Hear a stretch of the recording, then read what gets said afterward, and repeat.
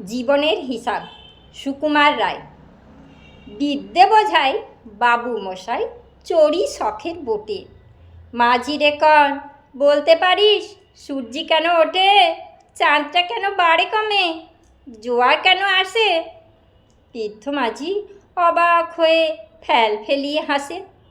বাবু বলেন, সারা জনম মরলি রে তুই খাঁটি, জ্ঞান বিনা তোর জীবনটা যে চারি আনায় মাটি।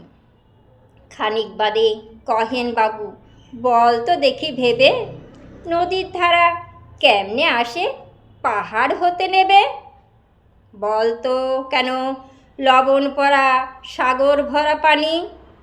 মাঝি সে কয়, আরে মশাই অত কি আর জানি?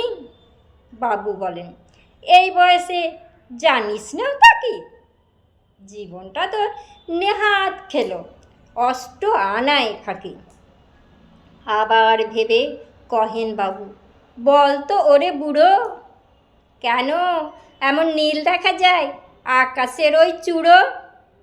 বল তো দেখি সূর্য চাঁদে গ্রহণ লাগে কেন? বৃদ্ধ বলে, আমায় কেন লজ্জা দিচ্ছেন হেন?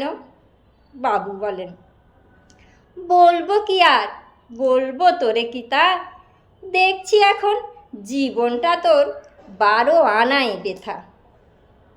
খানিক বাদে ঝড় উঠেছে, ঢেউ উঠেছে ফুলে, বাবু দেখেন নৌকাখানি ডুবলো বুঝি দুলে। মাঝি রে কন, এ কি আপদ, ওরে ও ভাই মাঝি, ডুবলো নাকি নৌকা, এবার মরবো নাকি আজি? মাঝি সুদায়, সাঁতার জানো? মাথা নাড়েন বাবু। মূর্খ মাঝি বলে, মশাই এখন কেন কাবু? বাঁচলে শেষে আমার কথা হিসেব করো পিছে, তোমার দেখি জীবনখানা 16 আনাই নিচে।